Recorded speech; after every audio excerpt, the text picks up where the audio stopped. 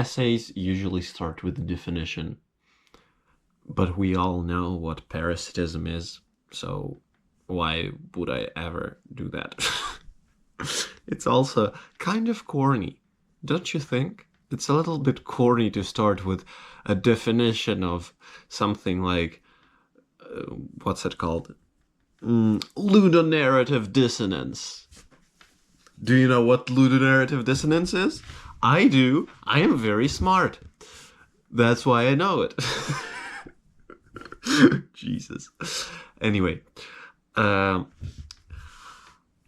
I think in the 70s began a movement of parasitic architecture, which was basically meant to, in my opinion, it's a tool for people to take back control over their own city,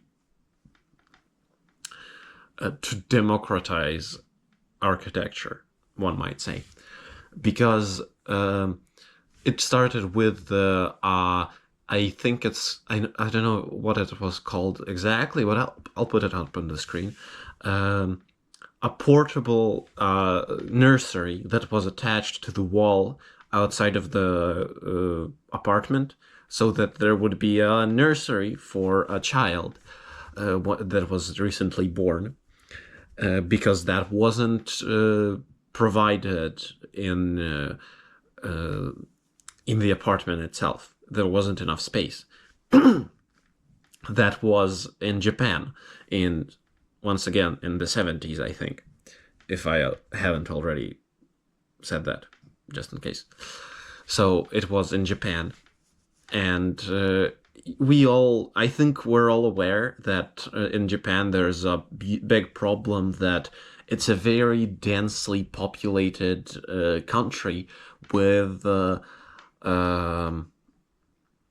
lot of problems with like small housing, and we probably all have seen the like capsule hotels and stuff, and the portable or attachable to a wall nursery that was, I don't know if it was actually even legal, was meant to mitigate that to some degree, and in a way it's and it basically one of the earliest examples I remember of parasitic architecture, because there's often a lot of bureaucracy. We cannot just add what we need to a building, because there's a lot of things that aren't accounted for, primarily I think because of greed. Because of grid. Fuck. I used to mix those words up way more, but that's a throwback. Yeah, to the back in the day when I was lower than A1 with my English, but that doesn't matter. Whatever. Um, um, the greed of the developers, because if you think about it, it's obvious how much they try to squeeze in as many expensive but small apartments in as small space as possible, and they still try to expand. Like in my home country, it is constantly a battle between the developers and the what's it called, and the people who want to preserve history, the people who want to preserve ecology. Oh, goddamn it! That was force of habit, and it's ridiculous. So that's kind of a thing too. And the parasitic architecture was and is a thing that happens a lot. We build off buildings that were already there to make them fit our purpose better. And if you think about it, it makes a lot of sense to do that. And why do we have to do this? I think that it's because today's world forces us to be parasites. I don't want to talk about like what parasites are. We all know what they are, and I think most of us would say it's gross because it's a parasite, whatever. Um, so what I'm gonna talk about mostly is about artistic parasitism. Uh, Architecture is art, and that's a great example. Our architecture is quite um, it's not something you can really do as a hobby, you know? You cannot just start building a giant house because you want to realize a cool project. You have to uh, you have to go through bureaucracy. You have to speak with a lot of people. You need to make contracts. You need to come up with a lot of money, and then engineers as well. But engineers are kind of would be there even if there wasn't a lot of bureaucracy, I guess. Engineers kind of are. I think maybe you've seen like videos or memes about engineers really hating architects because architects make very unrealistic stuff, and engineers are the ones who need to make it work. So I think engineers would always be there. Anyway, so and it exists also in other art forms too, because that's how it is. There's I've thought about it for a few years now. There's like this. You probably know about this too. There's a culture of making OCs that are like just characters without actual written down or made a series, or like they aren't from a book you wrote. They are characters with backstories but without an actual source material. They are kind of in a vacuum, I believe. That's how I feel about them. They are, and people like play around with them like dolls and put them into situations often or often whatever often from already existing media. Like, for example, from there was a lot of like OCs replaying. What's it? Oh yeah. The great example would be the Sandman series. I don't know who it was made by, but though, had a scene in the first episode that was like a woman saying, "You came," and a man responding, "You called." And we all know that. I think you've seen it somewhere, and a lot of people, and that's like my very memorable trend to me because because a lot of people did it, and people just put their NPCs into it, and that's it's fun, it's cool, but also they are basically because they are themselves unable to make a series of their own, because it takes money, it takes if you want money, it takes speaking to making contracts with the companies. It takes a lot of what I need to turn it off. It takes a lot of time and teamwork and a lot of pushback from executives. You probably know the story of I keep saying it as if you probably know it, and it feels like I'm being annoying this way, which is probably just whatever.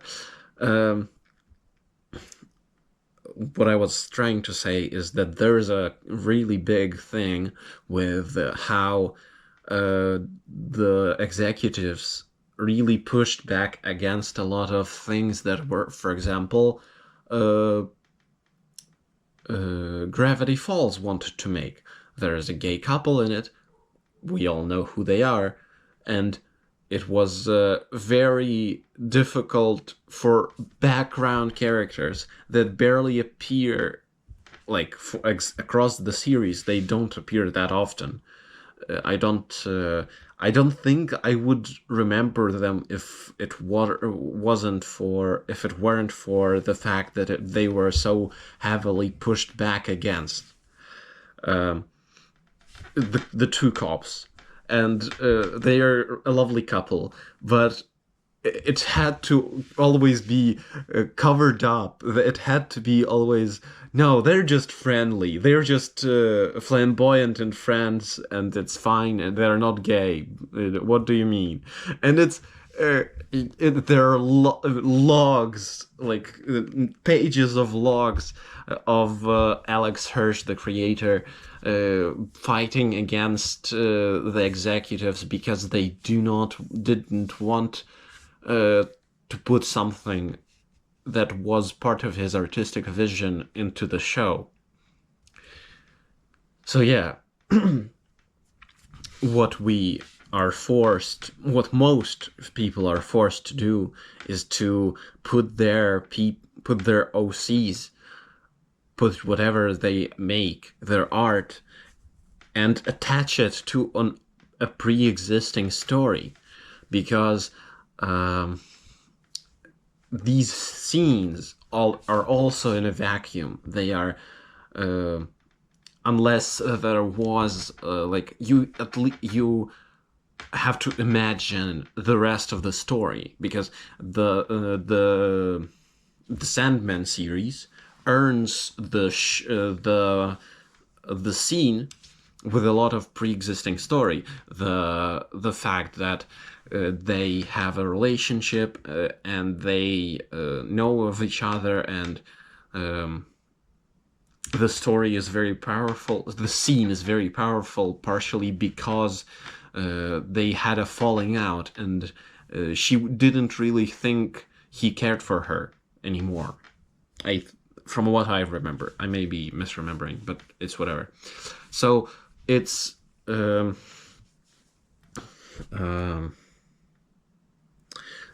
and that makes the scene very powerful and very interesting. And you take this and replace them with your OCs, and that's how you basically and that's how you make you basically have the impact without earning it. But to earn it, you'd have to do all the garbage of corporate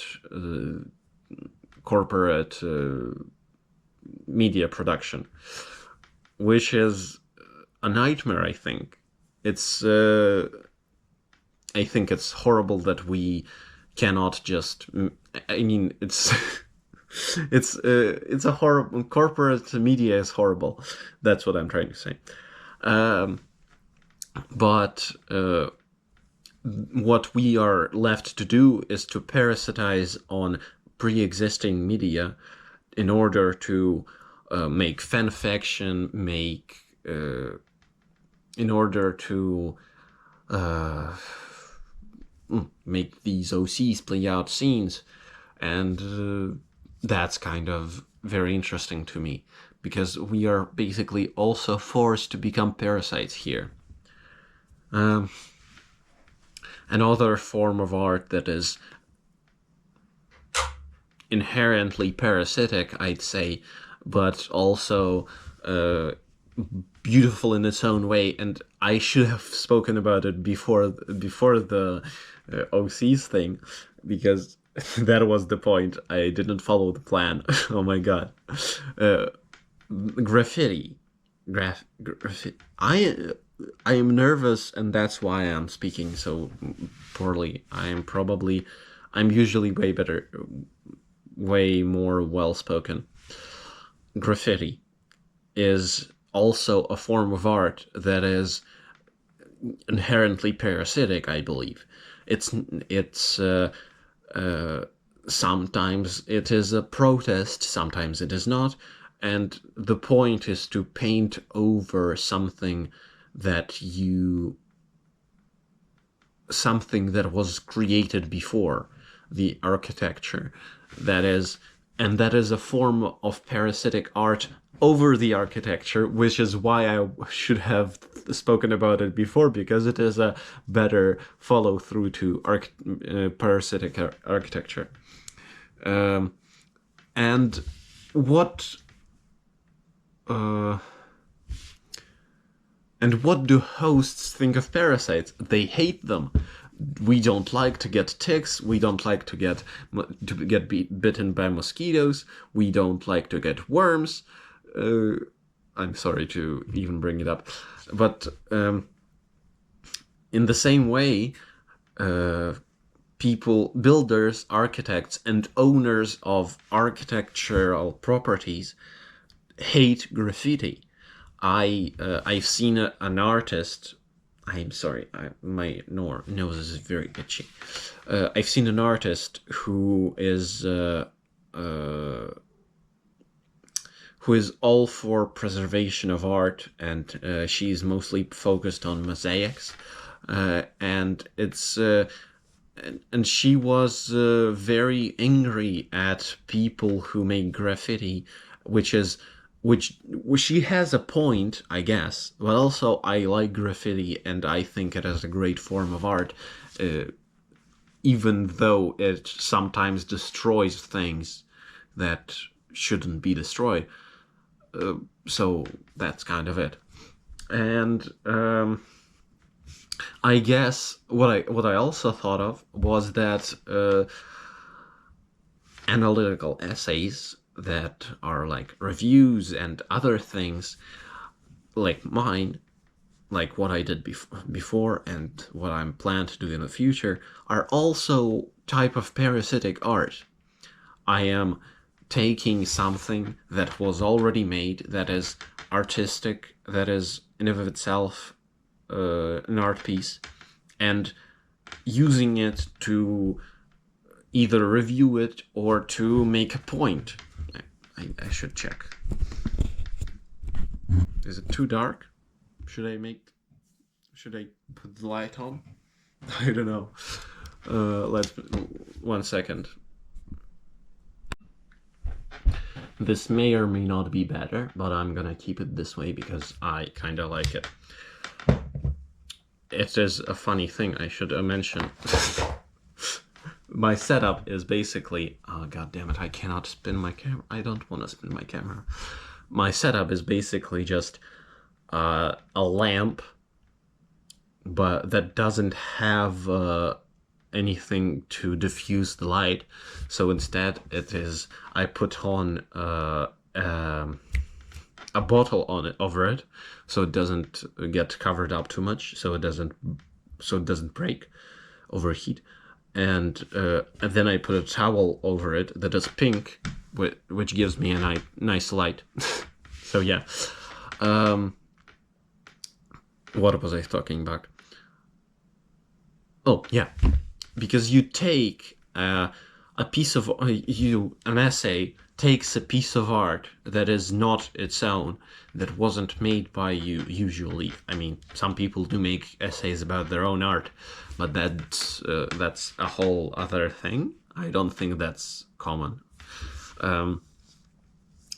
We take what is already there and look at it and dissect it and then use it within our own art. We tell essays. Some essays tell stories. Other essays are even... I think some essays are better art than what they were parasitizing on. There are a lot of essays that are about how bad the art they are talking about is. So I guess that's kind of that kind of is obvious. I don't.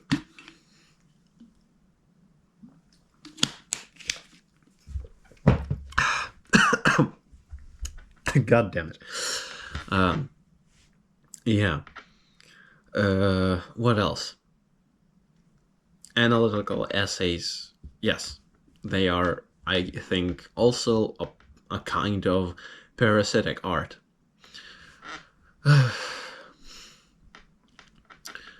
Which this thought led me to the which I am an essayist. I like doing this parasitic form of art. Before I realized that I kind of for a while looked down upon uh, fan content like edits. I should have spoken about edits because they are kind of a proclamation of love most of the time, because they are great. They are very interesting in on its own. But that's probably not my place to speak because I don't actually know a lot of edits. So whatever. So edits, fan fiction, OCs playing out scenes. This is all parasitic art that probably wouldn't exist. That wouldn't exist if it weren't for a pre-existing art form and art piece that was made not intentionally. That wasn't made intentionally to make fan fiction from it, which it didn't like take me. I used to hate it a lot. I used to think of it as tasteless and other things because I didn't. I don't know why. I just my impression of it was that all fan fiction is gay smut, and that's it. There is like no other fan fiction, just gay smut, and by extension, I didn't like OCs playing out scenes and edits because edits weren't really interesting for me, which is why I'm not into them right now either. So I'm kind of like, I kind of have some I like, but not really interested anyway. And I also hated the OCs because of the things I have spoken about before, because they are not, they haven't earned the story, that the emotion they provoke by the scene. There isn't a pre-existing story that earns those emotions, that scene, and they keep existing in a vacuum, which I didn't like. But now I understand that that's how it is, and I don't really think that I didn't change my view as in the way they haven't earned it. I do think they haven't earned it a lot of the time, and that is still parasitic and it still exists in the vacuum, but I still don't, and now I don't mind them. I don't think that's a bad thing anyway. It's still a good piece of art, even if it is parasitic in this way. And but also, while I was writing this, I realized that essays are a parasitic form of art, which led me to a thought that since I am an essayist, I am also a parasite, which reminded me of my feeling that I often feel like I'm a parasite for my own family and for a lot of other people, that a lot of people take care of me. I am still not my own, I don't still don't live on my own. I still don't earn very much money. I cannot myself fully, which even though I'm 19, nearly 20 right now, and it feels it does feel bad to be this way. I do not want to remain this way, but it is hard to move forward and to make myself more independent. But I'm getting there. But it always feels like I'm not doing enough, and that I should be moving faster. And it's kind of depressing, I think, to think of it this way. But then I've thought about it, and also the other thing is that we are parasites to this planet. We keep mining resources, we keep exploiting nature, we keep using things that weren't meant for us. We pollute the environment, we destroy in habitats, we kill animals, and that's how things are. And but I feel like this is a very misanthropic view that doesn't make sense. Misanthropy is very misguided, and I believe it is a very misguided ideology. And or what is it even an ideology? I don't know.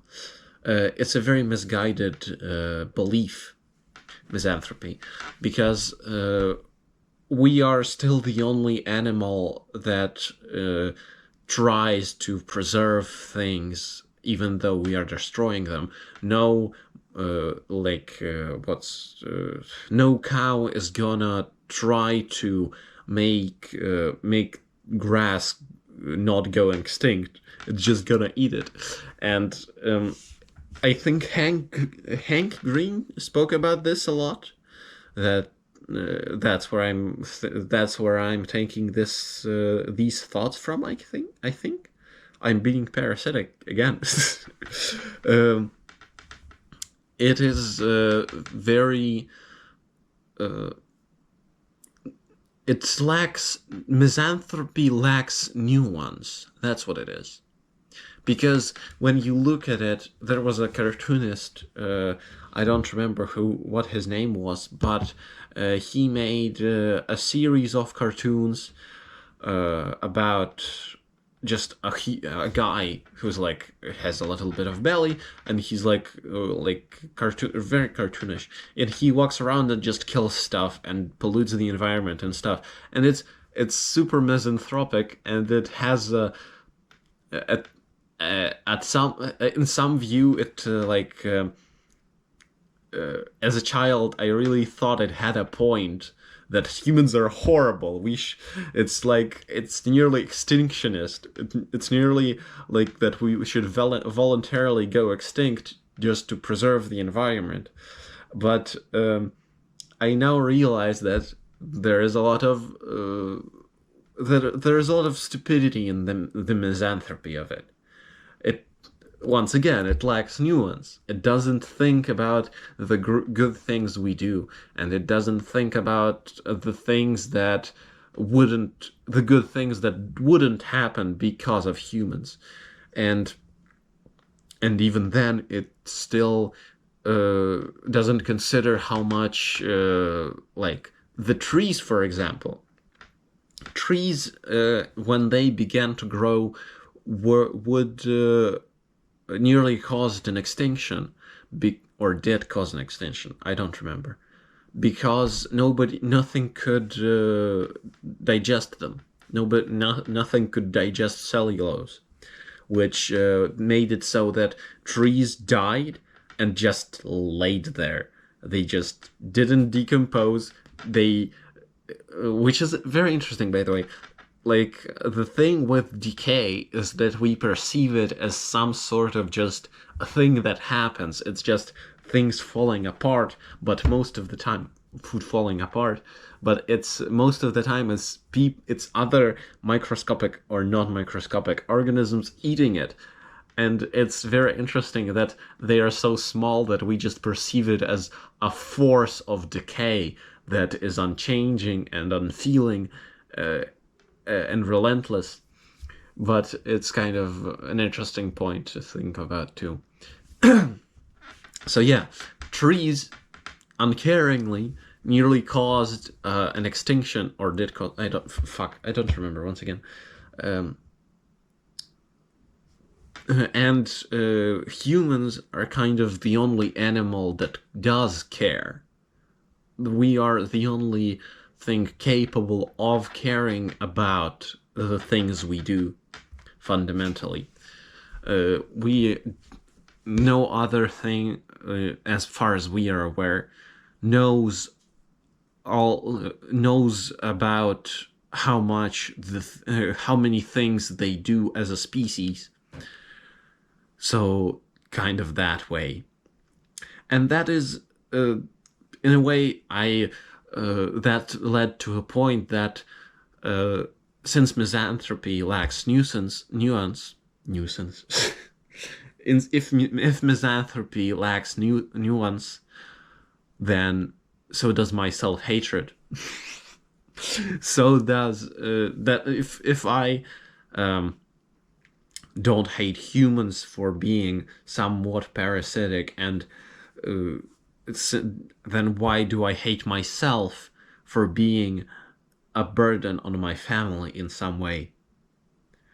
And I think that I'm just not a burden. It's just the way things are. And it's comforting somewhat. That's kind of what I thought of.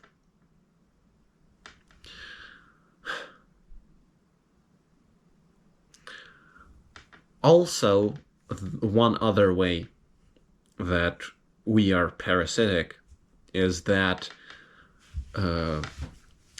everything is inspired by something that came before it.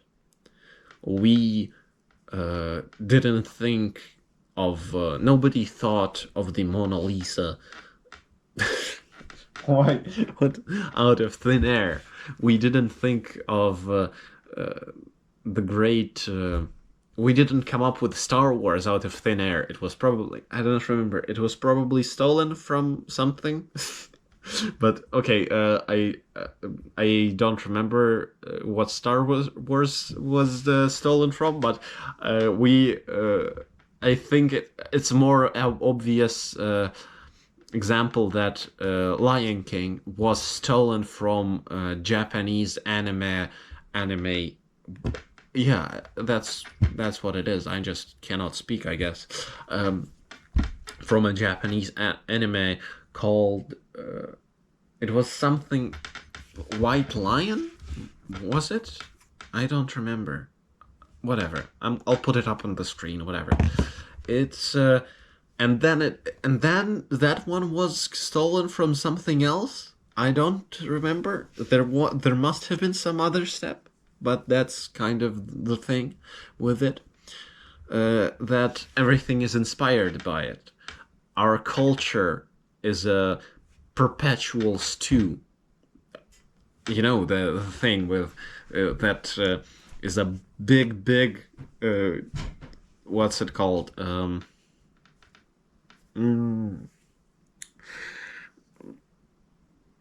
Big. No, it's not a kettle.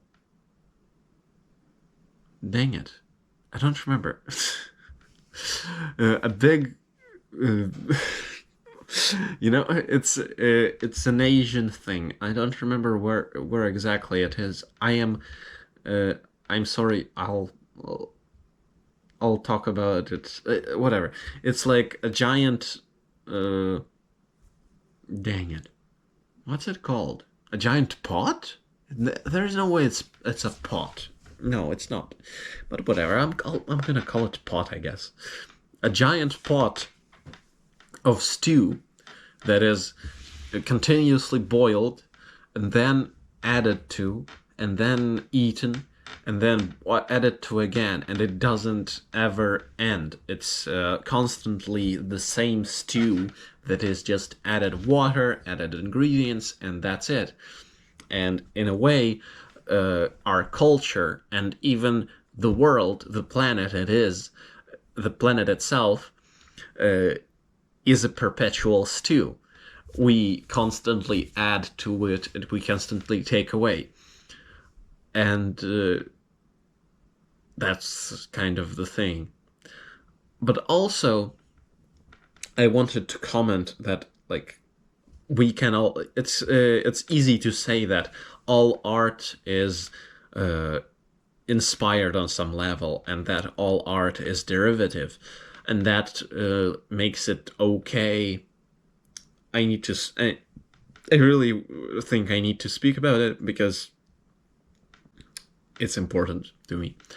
That the fact that all art is technically derivative and inspired in some way doesn't make it okay to use AI.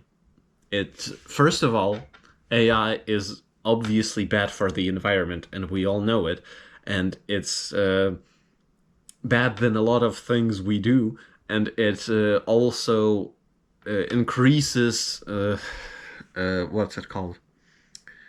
It increases the use of the things that are even worse than it because it uses a lot more electricity, which is usually right now it's mostly not derived in eco-friendly means, you know. So in a way, it is horrible. We all know it. And there is no point to it because it creates soulless pictures and texts that don't have anything original to say, and it's horrible. And I don't like it. That's yeah. I just thought I wanted to comment because there is it's a stupid argument to make. Like, all art is inspired and derivative doesn't mean that AI art is suddenly okay because of it. So it poisons the stew. You cannot poison the stew of culture, because if you do, it's gonna be hard to get it out. And sadly, you cannot. The genie is out of the bottle, unless we have a Butlerian jihad, like in Dune, which I honestly kind of hope for. We are not gonna be rid of AI anytime soon. So the stew has been poisoned and we cannot avoid it. That's kind of it. But also, it's still fun. Like, since we are the AI is promised to AI promised to democratize art, to make it available for anyone, but it made AI available to the people who it made art available to the people who don't want to actually make art truly, which is also a bad thing, I think. It didn't. It just made people. You know, I think probably you have seen the picture of the Reddit post of a guy saying, "I'm so sick of writing prompts. Can't there be just a feature so it would come up with ideas for me?" Like, that's the type of people who make and praise AI art, which is like also horrible. Like, it's so brain dead to even imagining it is it's hurting me to even imagine the type of person who is so brain dead that they feel the need to create without ideas and without compensation. They just want to the feeling. They fetishize artists that are so great not because they make great art that they want to make, but because they just make art and that's it. They only want the product. It's superbly fetishistic and a parasite that actually hurts the art the host. Yes, it actually unlike other, which I've described, like graffiti, you could say hurts the host, but still, it's uh, it's a matter of perspective, I believe. But I'm sorry to the graffiti artist for comparing them to AI art. I really apologize. It's a horrible comparison to make, but still. Um, so yeah, we basically have no other choice but to be a parasite. We are on our only way of making art sometimes is to be a parasite. I guess that's kind of it. Go be a parasite.